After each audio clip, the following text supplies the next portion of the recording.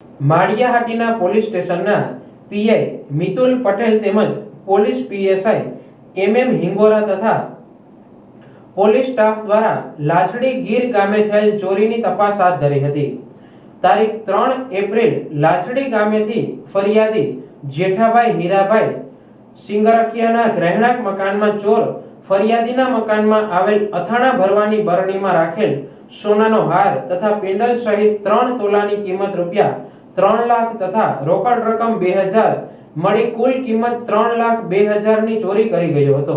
જેની ફરિયાદને લઈ PSI MM Hingora તેમજ પોલીસ સ્ટાફ દ્વારા ટેકનિકલ સોર્સ તથા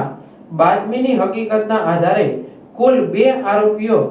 લખુભાઈ ડાયાભાઈ ચાવડા રહેવાસી ભલપરા વેરાવળ તથા રિંકલબેન માલદેભાઈ સિંગરખિયા રહેવાસી લાછડીવાડાને આ ચોરીના ગુનામાં ગણતરીની કલાકોમાં પકડી પાડ્યા છે। ચોરીમાં પકડાયેલ મુદ્દામાલ સોનાનો હાર પેન્ડલ સહિત કિંમત 3 લાખ અને રોકડ રકમ 2000 મળી કુલ કિંમત 3,02,000 નો મુદ્દામાલ કબજે કરી સારી કામગીરી બજાવી હતી।